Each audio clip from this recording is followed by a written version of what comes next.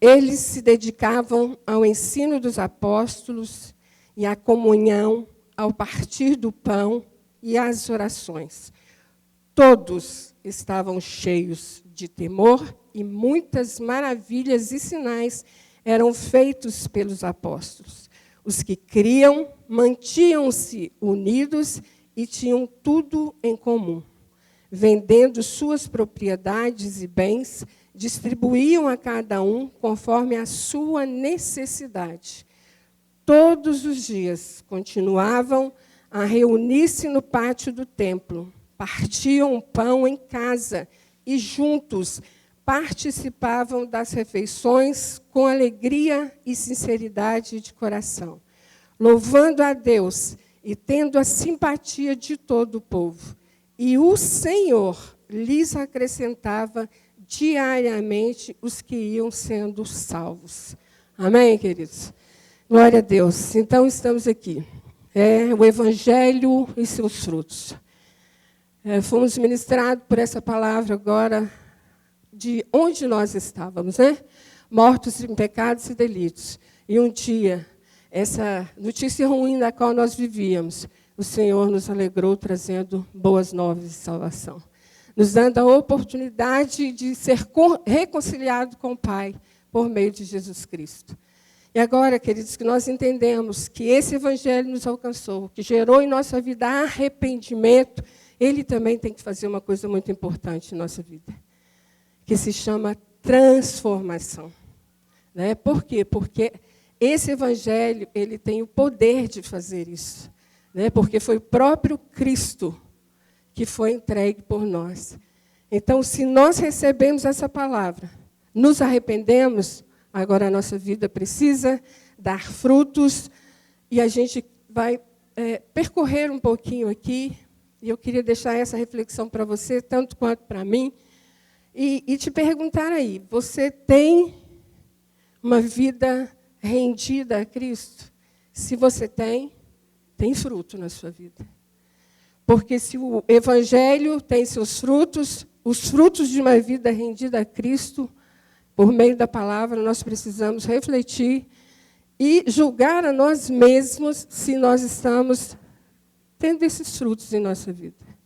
Lucas aqui descreve como era a vida da igreja desde o início. E ele não faz questão de falar o tamanho do templo, nem como era, nem as belezas, nem os eventos, mas ele faz questão de mostrar o que é uma comunidade rendida totalmente a Cristo. Uma comunidade, né, um retrato dela, nós vamos ver aqui nas minúcias, né, de uma forma não somente histórica, sabe, mas é um retrato do que acontece quando Cristo está no centro da igreja, da vida dessa igreja. E aí a pergunta que eu quero deixar para você quanto para mim é se nós, de fato, apresentamos fruto de uma vida rendida a Cristo. Porque, queridos, foi Jesus Cristo quem disse em João 15,16, ele disse assim, vocês não me escolheram, mas eu os escolhi para irem e darem fruto que permaneça, a fim de que o Pai conceda vocês aquilo, né, ou o que pedirem em meu nome. Então, você pede a Deus para ter uma vida rendida a Cristo? Você pede para que esse fruto seja evidenciado na sua vida? Saiba que o Senhor responde a essa oração. Né? E Ele é o primeiro a querer ver essa transformação em nossa vida. Então, a primeira coisa nesse texto aqui, queridos, que ele nos fala é que uma igreja firme, quando diz no versículo aí, eles se dedicavam ao ensino, eles quem? Versículo 31, diz assim, 31 não, 41, o anterior. Os que aceitaram a mensagem foram batizados, e naquele dia houve um acréscimo de cerca de 3.000 pessoas. Então, essas pessoas que converteram, agora elas são direcionadas a continuar caminhando com Cristo. Porque elas entenderam, os seus olhos foram abertos, e elas agora entenderam o que foi pregado pelo apóstolo Pedro. Então, agora, tem um estilo de vida a seguir. E nesse estilo de vida, queridos, a primeira coisa que eles apontam, que eles colocam aqui como pilar na vida da igreja, quando eu digo igreja, eu estou dizendo cada um de nós, porque em termos de estrutura é templo, mas nós somos igreja aqui e em todo e qualquer lugar, amém? Somos a igreja do Senhor e precisamos viver nessa verdade.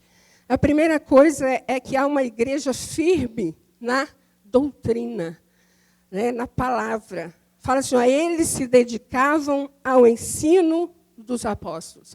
Algumas versões vão dizer perseveravam. E o que isso quer dizer? Quando fala dedicação, está falando de consagrar tempo, esforço, afeto a um objetivo. Você pode escolher perseverar, firmeza, constância e insistência na busca de objetivos. Ele está falando que é fácil? Agora eu aceitei Jesus, então, bora, vamos caminhar. O que ele diz aqui é que eles se dedicavam, eles perseveravam, eles entenderam a mensagem da salvação. E o que acontecia ali? A palavra de Deus, ela era ensinada. Nós tínhamos uma igreja sustentada pelo ensino dos apóstolos. Esse ensino do qual fala aqui, o pastor falou agora há pouco, o Pentateuco, a lei, os profetas. Esse ensino era lembrado, né? Jesus, o Messias prometido, a cruz como centro da salvação, arrependimento e fé, a ressurreição é uma vitória, né? A vida no Espírito e a obediência ao Senhor. Então, eles ensinavam baseado na Escritura do Antigo Testamento e os ensinos do próprio Jesus. Por quê? Eles caminharam com Jesus. Então, o que acontecia ali? Paulo resume de uma forma simples em 1 Coríntios 15, 3, ele fala assim, eu lhes transmiti, foi o que recebi, que Cristo morreu pelos nossos pecados, segundo as Escrituras. Foi sepultado e ressuscitou no terceiro dia, segundo as Escrituras. Então, amados, recebemos a Cristo, Ele nos chamou. Então, para sermos igrejas firmes no Senhor, o fruto de uma vida rendida a Cristo é o estudo da palavra. É a perseverança e a dedicação. Nós não podemos nos iludir e achar que é fácil. De fato, existe uma batalha muito grande, sim. Porém, essa batalha ela já foi vencida pelo próprio Cristo. O que nós temos que fazer é o quê? Continuar caminhando, perseverando, para que o fruto seja formado em nossa vida. Que a nossa maturidade, queridos, de uma vida cristã, ela vem não só pelo conhecimento, mas pela prática da palavra. Não adianta eu vir pregar, não adianta eu ler, mas na hora de viver esse dia a dia, na hora desse fruto aparecer, ele não está lá. Ele não existe. Eu preciso fazer essa reflexão em mim mesmo. Um coração quebrantado, humilde. Nós precisamos, como igreja do Senhor, olhar para nós.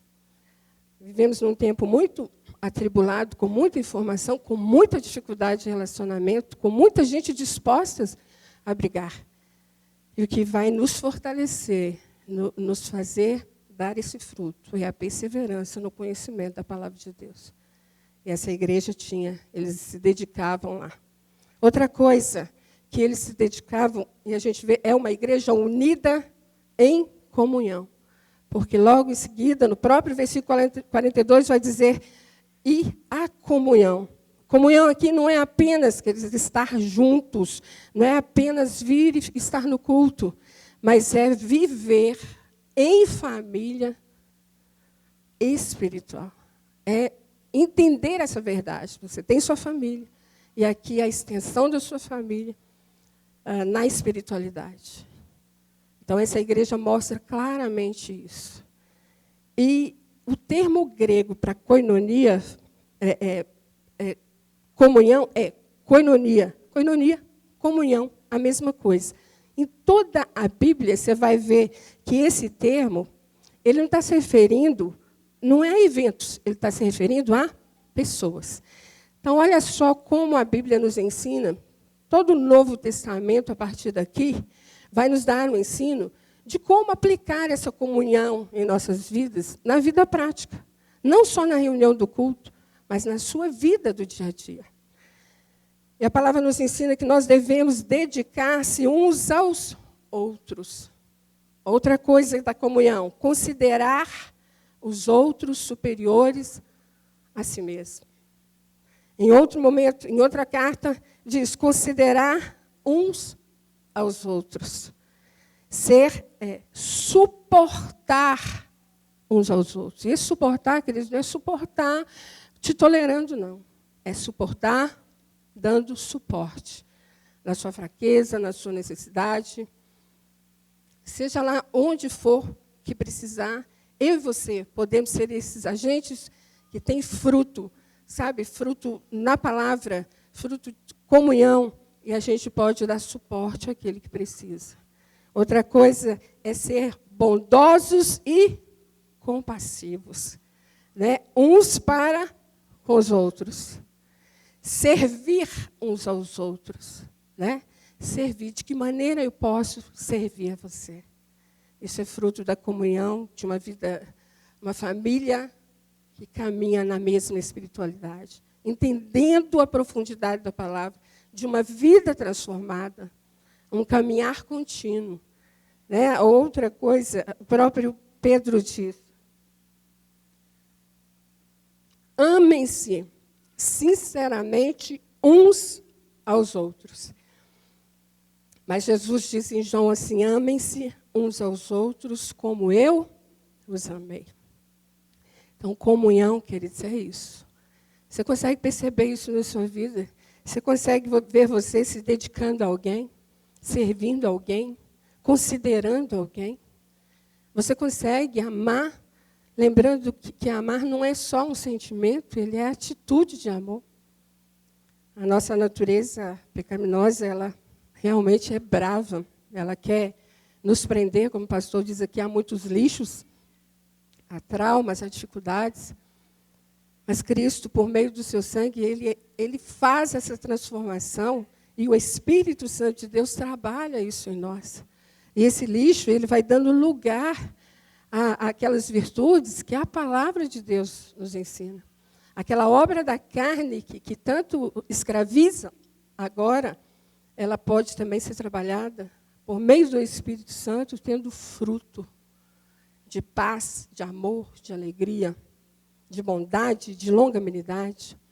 Esse fruto precisa estar em nós, porque eu tenho o Espírito Santo, eu me converti, ele habita em mim, é o que a Bíblia diz, então não tem como eu viver da mesma forma. Não tem como. Foi citado aqui, como é que se muda? É Romanos 12. A minha mente, queridos, ela precisa se amoldar ao que a palavra de Deus diz. Foi dito aqui também que não depende da vontade. Depende de eu entender essa verdade, que uma vez revelada a mim, que Cristo fez tudo isso, agora eu preciso perseverar para que essa mudança seja feita no dia a dia. E tudo isso, queridos, só acontece por meio de uma coisa: relacionamento. Gostando você ou não. Por quê? Como é que eu digo que ama a Deus Todo-Poderoso, né? De todo o coração, com toda a minha força, mas eu odeio o meu irmão? Eu tenho dificuldade com o meu irmão? Você pode até ter dificuldade, identifica ela aí, conserta a sua vida nesse sentido, trabalha as suas emoções nesse sentido, busca a orientação da palavra e conserta. Porque quem sai perdendo somos nós, quando somos teimosos. Porque a Bíblia diz que eu não posso pensar mais como antes. O meu pensamento agora é a luz das Escrituras. Então, o meu falar, o meu aconselhamento e a minha direção da minha vida precisa ser a luz das Escrituras. Então, amados, generosidade e acolhimento nas necessidades físicas e emocionais. Atos 4:32 fala assim, uma era a mente e um o coração. Eles estavam unidos no mesmo propósito. E eles compartilhavam tudo o que tinham. E você pode dizer assim, mas espera aí, vender propriedade, né, e doar, como é que é isso? Vivemos numa outra época, sim. Um outro lado da história, sim. Mas aqui, princípios da palavra de Deus não se muda para ninguém, em nenhuma época. Culturas e ideologias não assumem lugar na palavra de Deus. Então, estar atento à necessidade do irmão e procurar ajudar da forma com que você pode, faz parte de uma vida em comunhão. Faz parte. Não adianta, mas eles vendiam porque eles estavam no mesmo amor para ajudar e entenderam a necessidade daquele momento. Hoje nós precisamos vender algo. Infelizmente, algumas pessoas são desafiadas a vender, mas com outro propósito, né? Não para ajudar, mas para ficar mais rico ainda. E não é o propósito, né? Então, queridos, comunhão é fruto de uma vida rendida a Cristo. Entendeu? E no final nós vamos ver o que é uma vida rendida a Cristo mais uma vez, né? Outra característica ali, a igreja era pronta a partilhar. Por quê? Ao partir do pão. Vai dizer o versículo lá, só que isso aponta para dois elementos aí: a ceia do Senhor e as refeições comunitárias. Essas refeições comunitárias estão no versículo 46, se você quiser dar uma lida. Todos os dias continuavam a reunir-se no pátio do templo. Partiam o pão em casa e juntos participavam das refeições com alegria e sinceridade de coração. E o outro partir do pão é esse que nós vamos fazer hoje, que é a ceia do Senhor. 1 Coríntios 11, 26, ele fala assim, olha, porque sempre que comerem deste pão e beberem deste cálice, vocês anunciam a morte do Senhor até que ele venha. Então, queridos, ceia não é idolatria, ceia é memorial, ceia é momento de comunhão, ceia é momento de reflexão. Ceia é a hora que você olha para você e lembra, por causa da cruz, eu estou aqui. Por causa do perdão, eu estou aqui. Por causa da graça, eu estou aqui. E por causa da unidade do corpo, que vive em memória a Cristo e a sua volta, nós temos o quê? Esperança. Cristo vai voltar. Você tem alguma dúvida disso, querido? Então, olha, não como memorial. Participar da ceia em comunhão nos lembra a cruz, o perdão, o amor, a unidade, a esperança de Jesus voltar. Mas nos faz lembrar, principalmente, pelo que foi pregado aqui, quem nós éramos, de onde nós viemos, onde é que nós estamos, para onde nós vamos. Quando ceiamos juntos, nossa esperança é a mesma.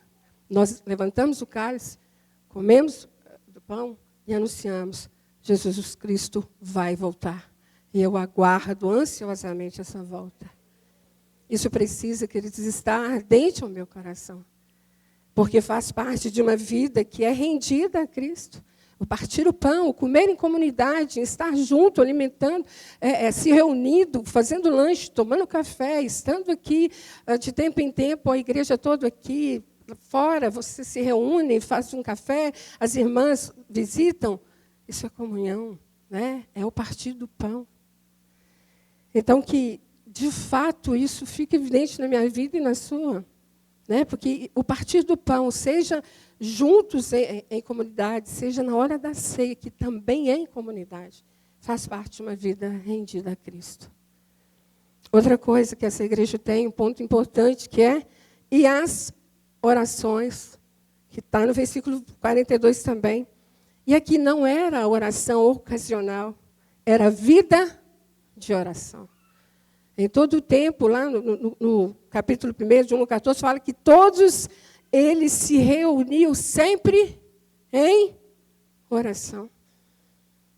Existe uma dificuldade para isso? Existe, sim. Não só aqui, mas em todo lugar. E se nós não formos perseverantes, nós deixamos para lá. Mas aí o que eu quero dizer? Que existe uma regra? Deus só vai ouvir minha oração aqui? Não existe regra, a Bíblia não diz isso. Se é sentado, se é deitado, se é ajoelhado, se é de olho aberto. Mas a Bíblia diz que eu devo orar em todo o tempo sem cessar.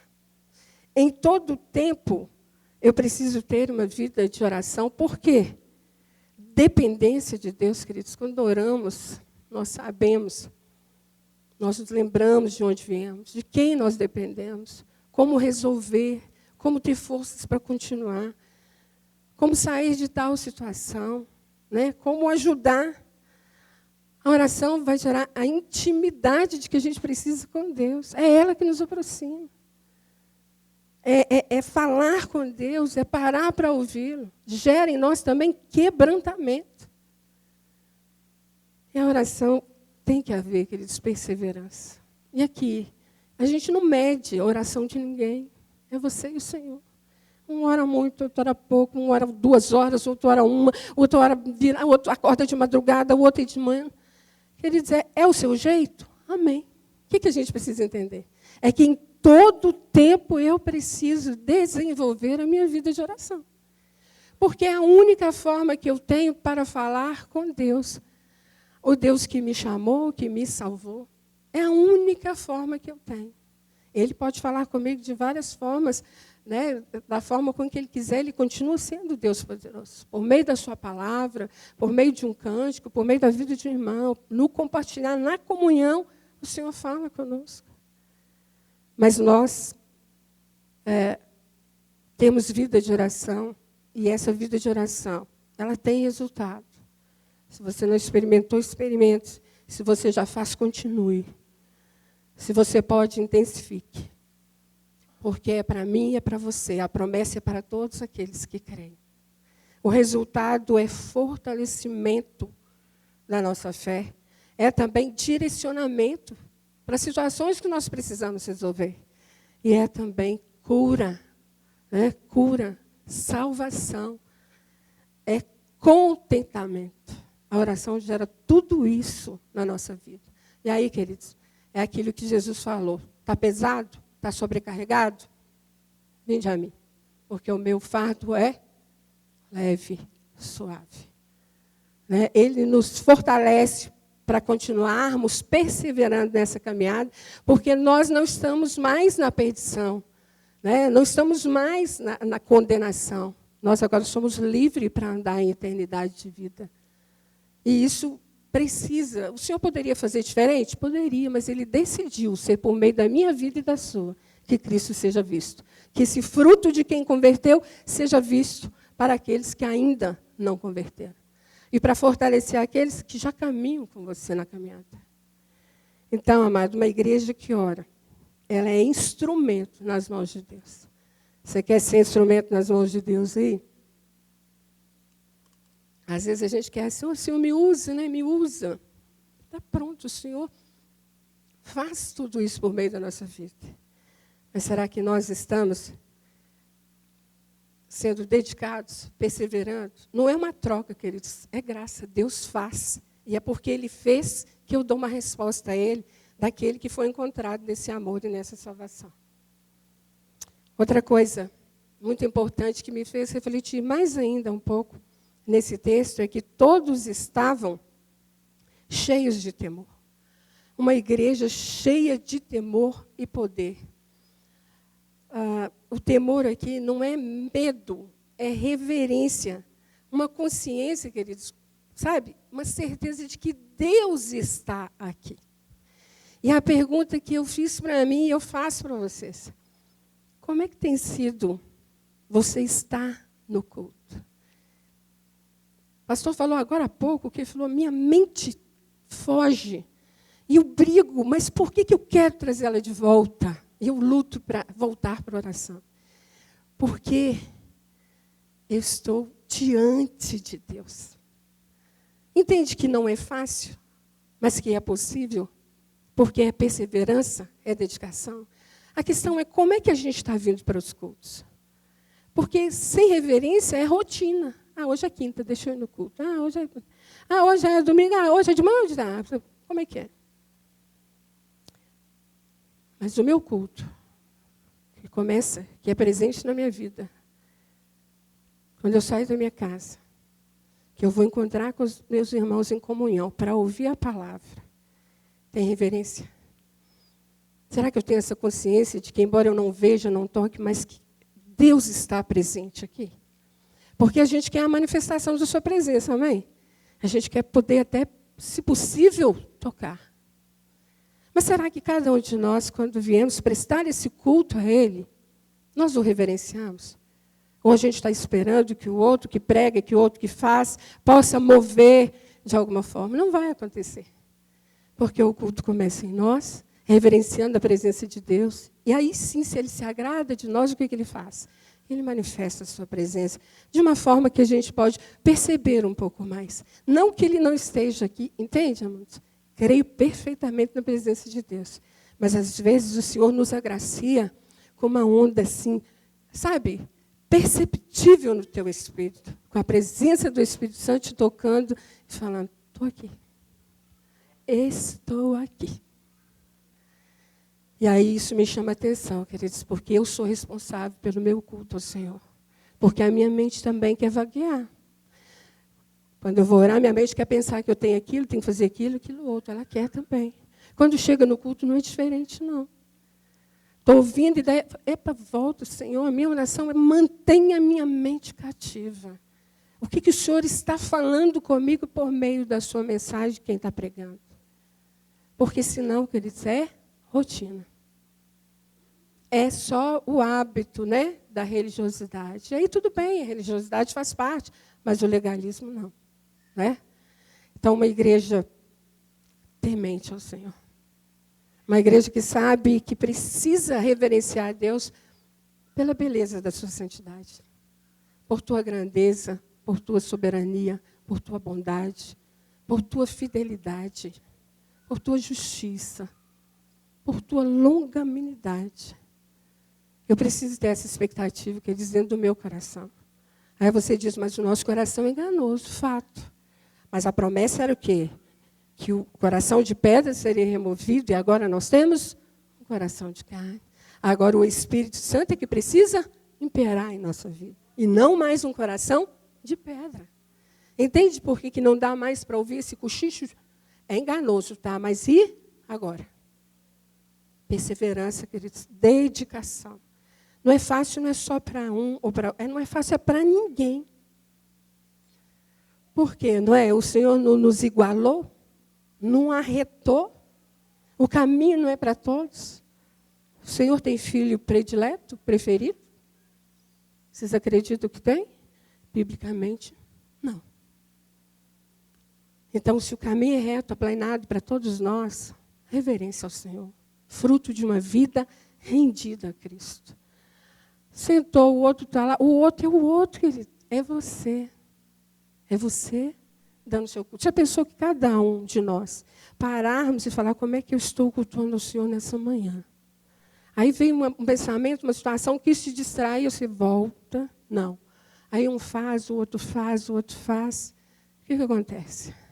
A unidade do corpo reverenciando ao Senhor. E Ele sopra aquela brisa e aconchega ali o nosso coração. Confirmando cada vez mais o seu amor e a sua presença, a sua graça sobre a nossa vida. Amém, amados? Você deseja esse culto, você deseja... Eu não estou falando nem no sentido de ter o culto A, o X ou B, não.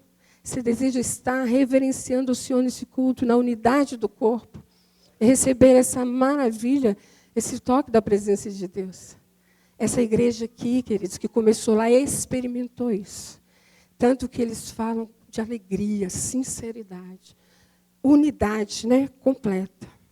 A outra coisa que essa igreja tinha, ela era generosa e sacrificial, né? Mantinham-se unidos, vendiam tudo. E aqui, queridos, não é esse comunismo que eles pregam, não, tá? Isso aqui é amor prático, é generosidade voluntária. Meu irmão precisa, o que eu posso fazer para ajudar? Eu vou lá, estendo a mão e faço. Eu posso, de repente, pagar uma consulta, eu posso, de repente, pagar um remédio, eu posso, de repente, fazer companhia, eu posso, de repente, ficar com alguém no hospital, eu posso, de repente, bancar uma cesta básica. na necessidade. Eu posso só ouvir o que aquela pessoa tem para poder falar naquele momento que ela está precisando de falar. Generosidade, né? E eles aqui, eles estavam rendidos a Cristo de uma maneira tão grande que ninguém era deixado para trás. Ninguém, era ninguém. O coração enganoso, Safira, lá, aquele casal, né, que quer enganar lá na questão da venda e ficar com dinheiro, Ananias. E daí? Sempre vai ter aqueles que se dedicavam totalmente e aqueles que acham que dá para... Eu faço, mas eu te levo até ali. Daqui para você vai sozinho. Sempre vai ter, mas a questão é o que cada um de nós podemos ser nessa manhã. O que cada um de nós, em Cristo, por meio dessa palavra que nos salvou, pode caminhar nesse fruto de generosidade voluntária, amor na prática. Aquilo que vier ao seu conhecimento, quer dizer, com você. Né? Você não pode, se junte a outro, compartilhe a ideia, busque ajuda, não deixa ninguém para trás. Vamos caminhar. Tem vezes que tem situação difícil, pode vir a ter no meio da nossa igreja. Eu não posso julgar a vida do irmão, mas eu preciso chegar e acolher para ver de que maneira eu posso ajudá-lo. Talvez a vida não está num testemunho legal, é muito mais fácil o quê? Eu virar as costas, não é? Mas não é isso que está proposto aqui. A proposta é eu abraçar, é eu tentar ajudar para caminhar junto. Nós somos salvos pelo mesmo Cristo. Amém, amados? Nós somos salvos. Então, todos nós esperamos a volta do Senhor. A gente precisa lembrar que generosidade e sacrifício é fruto de uma vida aí rendida a Cristo. O Espírito Santo, ele opera em nós com paixão. É Ele que opera em nós esse amor e serviço. Mas o Senhor trabalha de forma a gente perceber isso. Sabe, Ele nos deixa, a gente quer tudo muito sobrenatural. Ah, se for para eu poder ajudar, Deus vai fazer assim, assim, assim. É avaliar, porque infelizmente tem pessoa que quer ajuda, mas não quer compromisso também. Ela quer enquanto você pode ser útil. Na hora que você propõe ela caminhar, ela não quer. Mas ela quer. Estenda a tua mão, caminhe com ela. Aquilo que Jesus ensinou, né? A segunda milha, a capa, né? A túnica. Outra coisa aqui que a igreja mostra claramente aqui, que ela é uma igreja alegre e sincera. Ela tem sinceridade de coração. Por que a sinceridade é tão importante, queridos? Porque eu posso tentar ser falso e fingido cansado, mas o Senhor conhece o meu coração. E se a falsidade, aquela coisa de, sabe, do tapinha nas costas mais ou menos, traz isso para a luz do Senhor. Não se dobra esse tipo de coisa, não. A Bíblia está dizendo aqui que eles tinham uma alegria sincera, porque Cristo nos igualou. A mesma salvação que é para mim, é para você, é para o outro e para o outro. Não importa o seu status, não importa quanto tempo de convertido, não importa. O amor de Deus nos iguala. Então, sinceridade e alegria. Alegria não nas circunstâncias. A sua alegria é porque você estava lá morto, pecado, escravo, e o Senhor te chamou ao arrependimento, você ouviu o arrependimento e Ele te traz de volta para o Senhor. E aí agora você é alegre. Não é porque você tem casa, carro, comida, filho, não. Você é alegre porque eu estava perdido e o Senhor me trouxe para o caminho de volta. Eu sei para onde eu vou. Se eu fechar os meus olhos hoje, independente das circunstâncias, eu creio que eu estarei com o Senhor. Não por causa das minhas boas obras, por causa do que Ele fez. Mas, uma vez que eu fui salva pelo que Ele fez, eu preciso ter frutos dessa vida. Não é as pessoas falar o legado que deixou, é a pessoa olhar e falar, eu vejo Cristo na vida dessa pessoa. Eu quero esse Cristo que eu vejo na vida dessa pessoa. Porque Deus diz que nós nascemos para o louvor da sua glória, da sua graça gloriosa. E estava tudo perdido. Quem crê, não é? No Filho único de Deus será salvo. Quem não crê, já está condenado. Então, um dia nós estávamos condenados. Mas hoje, salvo. E salvo anda num caminho diferente, queridos. O salvo não anda do mesmo jeito que o mundo anda, não. O salvo tem um jeito aqui. Essa igreja aqui, o princípio continua o mesmo para nós hoje. Não importa quantos mil anos tem para trás. O princípio é o mesmo, porque Deus não muda. Ele é o mesmo hoje, não é? Ele foi o mesmo ontem e ele será o mesmo eternamente. O nosso Deus não muda. Então, toma aí no seu coração que generosidade e sacrifício. Quem diz que é fácil? Dispor de uma coisa para ajudar o outro. Mas é generosidade, é voluntário. Você conhece a palavra. Então, é fruto de uma vida rendida a Cristo, tá? A outra coisa, a igreja alegre, essa alegria e sinceridade, fruto do Espírito, a alegria do Senhor no nosso coração, que nós falamos aqui. Ser generoso com aquele que precisa, não importa. Às vezes você não pode fazer tudo sozinha. Se une ao outro irmão e juntos a gente consegue ajudar alguém, consegue aliar, sustentar, fortalecer, para ele ser renovado nessa fé. Uma outra coisa aqui é que a igreja ela adora e evangeliza. Lá no versículo 47 você vai ver isso. Louvando a Deus e tendo ali a simpatia de todo o povo. Também foi falado aqui em relação a Jesus no poço, né? Onde é que nós devemos adorar? E agora, como é que nós adoramos? Em espírito e em verdade. Essa igreja nos ensina que em todo o tempo eles adoravam. Adoração verdadeira, transbordante. Uma alegria de saber que Deus é Senhor da sua vida, que Cristo é que te direciona. As críticas, queridos, vão vir. Esse episódio que o pastor comentou agora há pouco, disseram que a menina é missionária. E o que ela quis falar? Exatamente da brevidade da vida e a salvação de Jesus. As opiniões são as mais diversas possíveis. Mas uma coisa, no pouco tempo que ela pôde falar, ela falou, mentira. Jesus está voltando. Como é que está a sua vida? Então, eu preciso ficar oscilando entre Jesus está voltando e eu consertar a minha vida, ou eu continuo consertando a minha vida esperando a volta de Jesus? E aqueles que não conhecem? Porque se eu tenho uma vida que adora o Senhor, a minha vida, ela é refletida onde eu vivo. E a evangelização, queridos, é consequência. O evangelismo, o atrair, sabe, que Deus usa para a glória dele, por meio da sua vida, é natural. Porque uma pessoa que é rendida a Cristo e que tem uma vida de oração e que se alegra, que tem um coração sincero e que caminha nessa verdade, ela evangeliza com sua própria vida. Mais às vezes do que o megafone aí na praça. Porque é aquela coisa do caminhar junto, né? A outra parte do versículo fala assim, e o Senhor lhes acrescentava diariamente os que iam sendo salvos.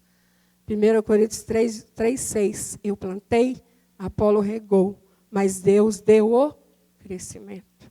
Você pode anunciar, eu posso chegar e cuidar, o outro vem e abraça, mas é Deus quem traz. Mas você já pensou se cada um de nós viver essa harmonia da palavra?